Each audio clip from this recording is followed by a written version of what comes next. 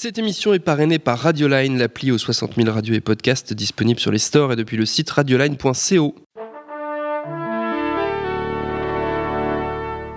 Bonjour. C'est moi Orson Welles. J'aime pas trop les voleurs et les fils de pute. Salut c'est nos ciné, votre rendez-vous avec le cinéma qui, malgré des racines profondément atlantiques, n'a jamais boudé son plaisir lorsqu'il s'agit d'aller clapoter du côté de la Méditerranée. Et avant que je ne succombe à l'envie d'enquiller tous les clichés possibles à base de spaghettis, de tour de pise et de mafia, disons tout de goût que l'émission du jour sera placée sous le signe de l'Italie, puisqu'il y sera question d'un petit phénomène du moment, toute proportion gardée, qui s'appelle Jigrobot, et qu'on va aborder sans plus attendre avec les trois super-héros de la critique réunis ici à l'antenne Paris. Yannick Dahan, salut Yannick. Julien Dupuis, salut Julien. Alors Thomas. Et David Honora, salut David. Salut. Allez, c'est nos ciné épisode 83 et c'est parti. Monde de merde. Pourquoi il a dit ça? C'est ce que je veux savoir. Et avant de commencer, je voulais juste à titre personnel adresser un grand et franc merci à ma camarade Charline Roux qui m'a remplacé avec talent au pied levé au mois d'avril. Grâce lui soit rendue, vous la retrouverez tout prochainement autour de cette table, évidemment. Alors, on l'appelle Jigrobot, Lo Chiavamano Jigrobot en version originale, car oui, je parle toutes les langues de l'univers connu.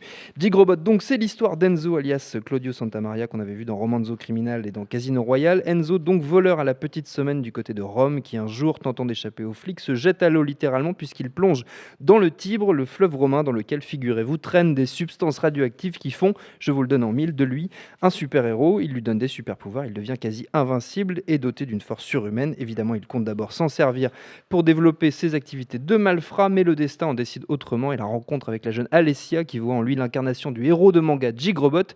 Il décide donc de mettre ses capacités au service du bien et de se la coller sévère avec le grand méchant du film, Fabio, alias le Gitan.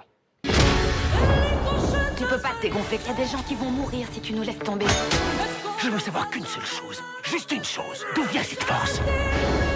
Moi je dis déjà qu'un film dont le méchant s'appelle Le Gitan, ça mérite le respect et l'admiration. Tout ça se fait sous la caméra de Gabriele Mainetti, dont c'est le premier long métrage si je dis pas de bêtises. Et s'il a mis 2 ans ou presque à sortir en France, le film est tout de même porté par une réputation avantageuse, notamment dû au fait qu'il a raflé pas moins de 7 récompenses au David di Donatello, les Oscars du cinéma italien, et le prix du jury à Gérard May cette année aussi. Qu'est-ce que vous avez pensé de ce Jigrobot, les amis? Moi j'ai trouvé ça imparfait mais assez réjouissant. Qui veut commencer? Julien, tiens, tu es en face de moi, ça tombe sur toi. C'est un premier film, donc oui, forcément, c'est un peu imparfait. C'est surtout, je trouve, un film totalement enthousiasmant, extrêmement sensible. Moi, c'est ça qui m'a. C'est un film qui est très touchant. Les personnages sont extrêmement touchants, très habités. Et je pense qu'une des raisons pour lesquelles le film n'est pas un délire simplement de geek ou un délire postmoderne, c'est qu'il est profondément ancré dans son pays et dans ce que vivent les Italiens. Enfin, pour moi, c'est une des grandes qualités en fait du film quand on essaye d'importer une culture, parce que même si elle est fumetti. Et même si le film fait très clairement référence à la Japanimation, puisque Jigrobot, c'est un personnage de Gonagai, de manga, et que le personnage va tenter de plus ou moins s'identifier à Jigrobot, ça reste vraiment profondément un film italien et presque un film d'urbanisme, si j'ose dire. C'est-à-dire que le héros vient de la banlieue, d'une banlieue en plus un peu craignos, et il a un rapport très particulier avec le centre de Rome.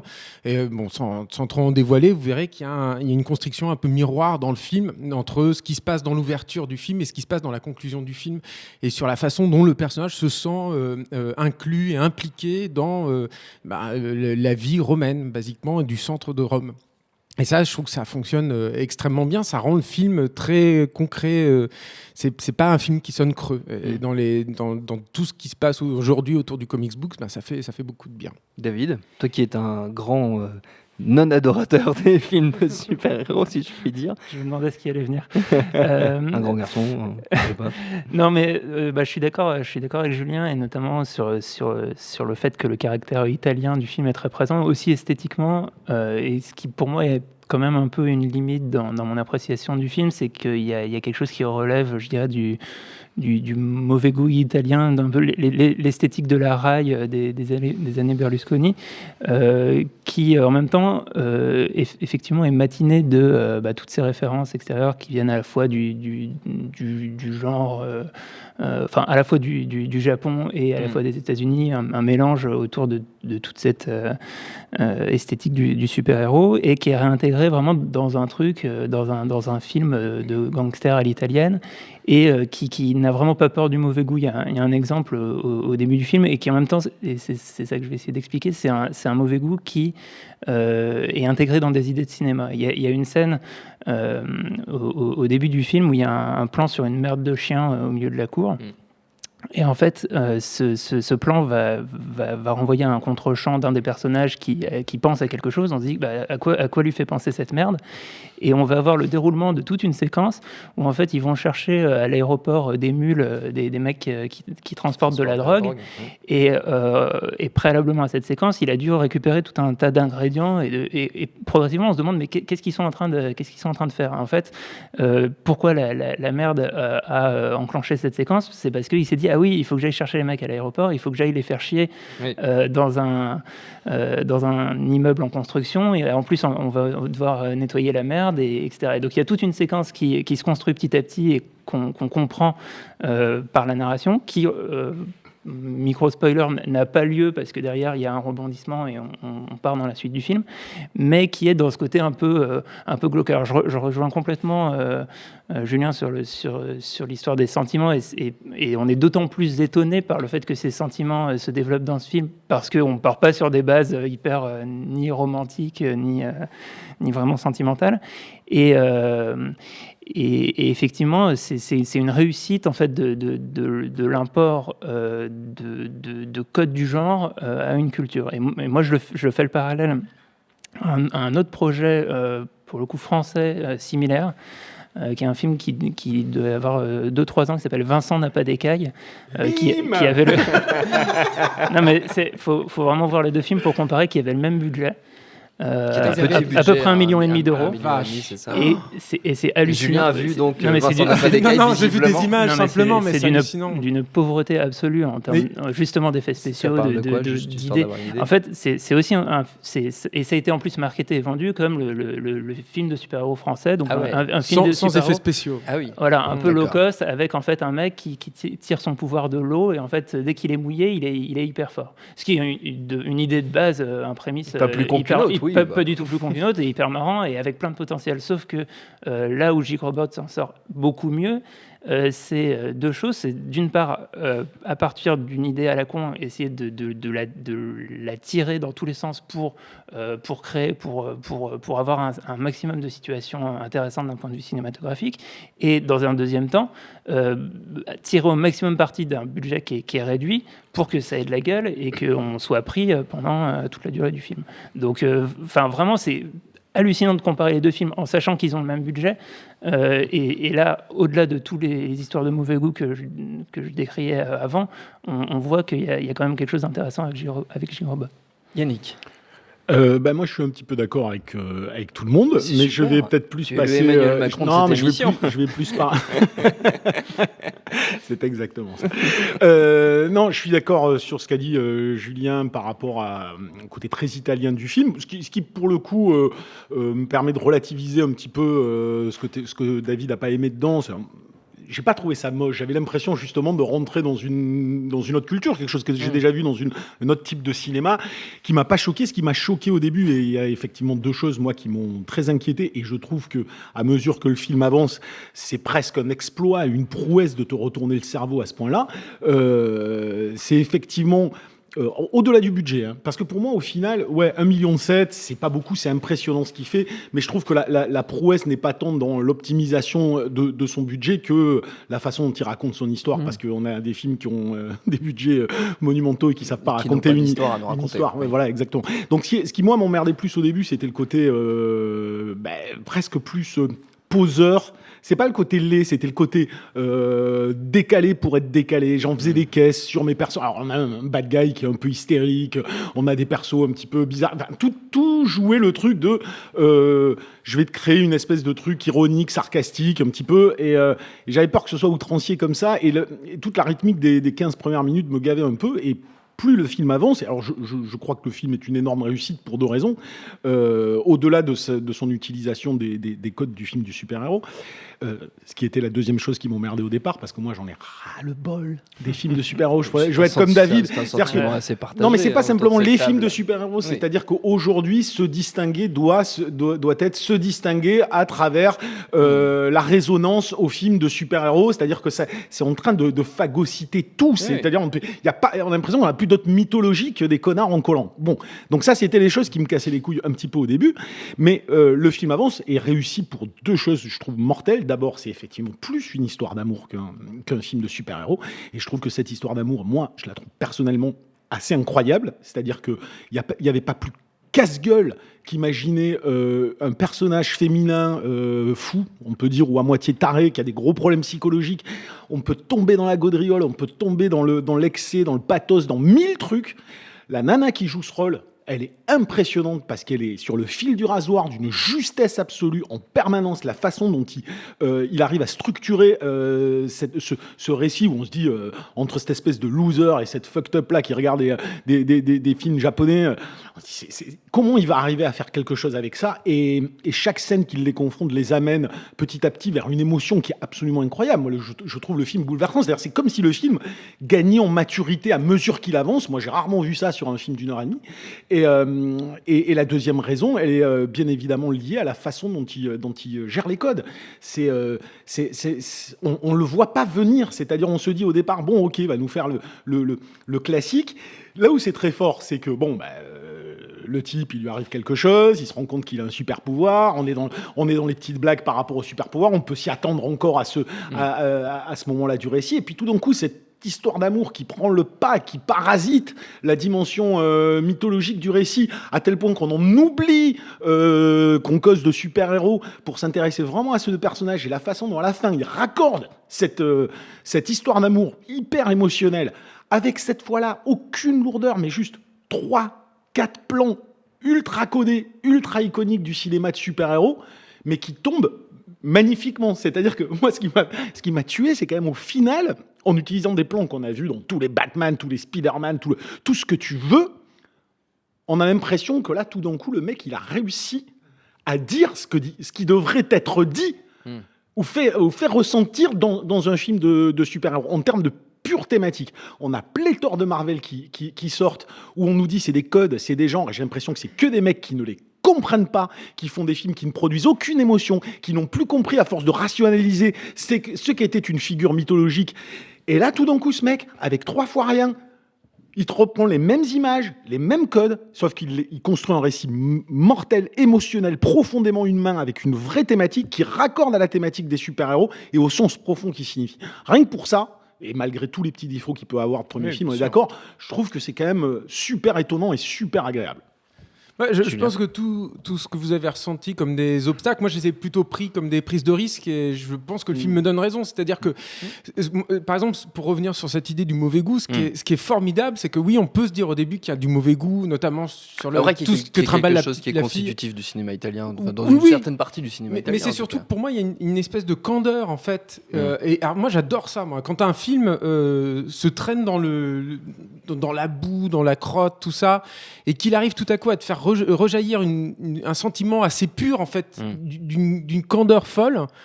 Moi, ça me fauche, en fait. J'adore ça. Et c'est pareil dans le côté grandiloquent, par exemple, du méchant là, qui a fait un peu tiquer Yannick au début.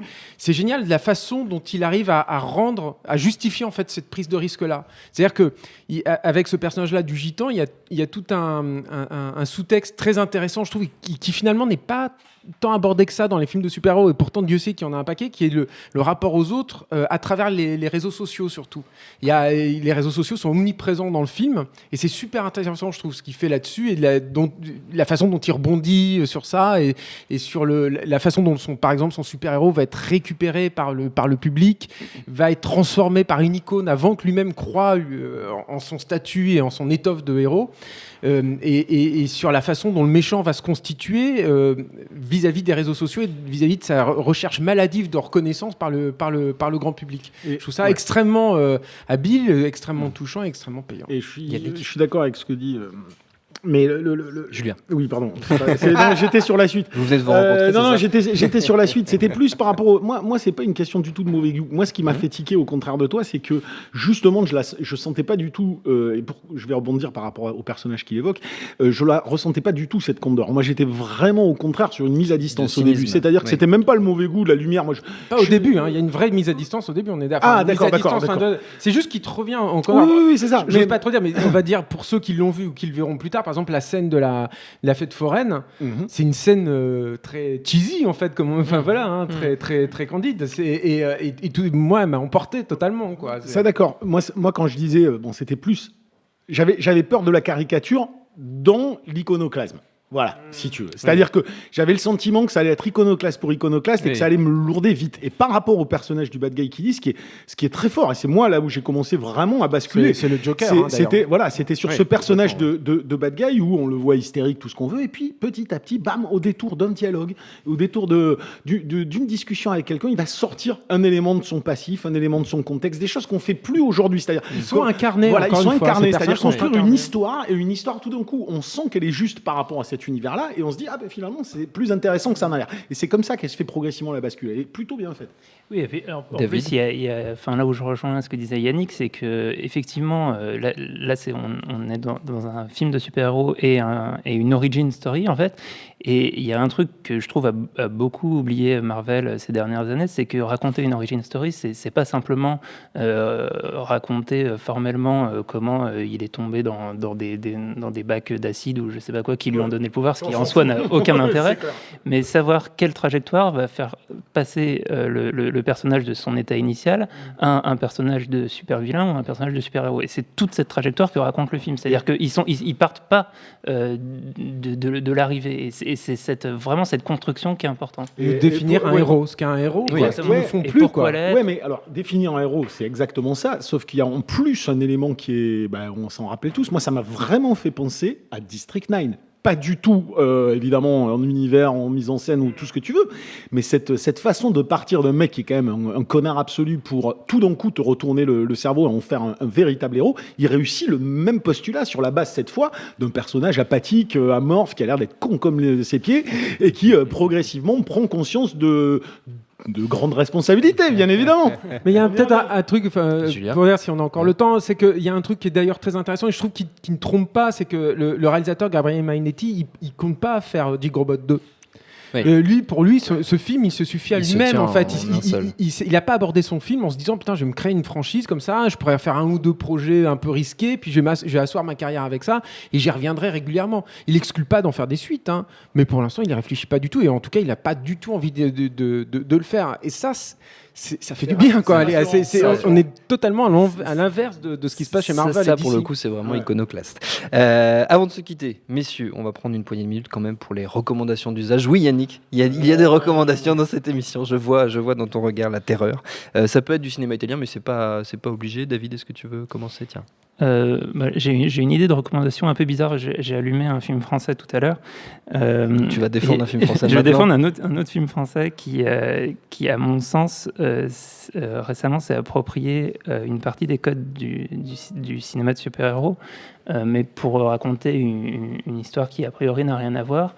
Et en fait, j'invite à découvrir le film en pensant à ce filtre-là et à essayer de le voir comme un film de super-héros. C'est Bande de filles de Céline Sciamma.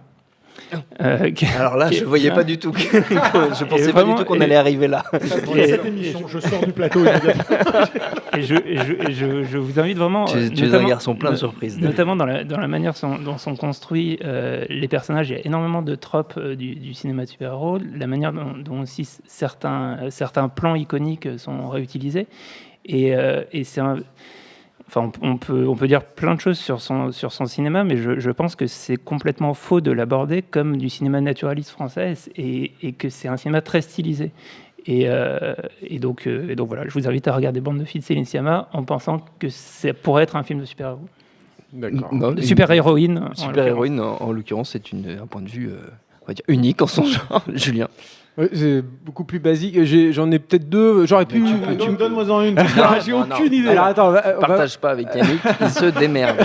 La recommandation vient de Non, mais passer j'aurais sur la pu. table. Juste pour le film italien et film aussi sur une ville. Parce que moi, je trouve ça super Ouais. intéressant. Comme le cinéma, c'est l'art de l'espace aussi. Je trouve ça super intéressant. Moi, quand le cinéma parle d'une ville, j'aurais pu me contenter de parler de Suburra, de Solima, qui est un film italien Qu'on avait défendu voilà, dans qu'on avait cette défendu émission. aussi, qui je trouve un film fabuleux et qui montre une nouvelle, avec ce film-là, une nouvelle vigueur, je trouve, en Ouais, Italie. du cinéma italien. Mais je vais plutôt vous conseiller d'aller voir sur le Vimeo de la société de production du réalisateur Gabriele Mainetti, parce que pour moi, c'est un mec sur qui il va faire compter. C'est intéressant de le creuser un peu.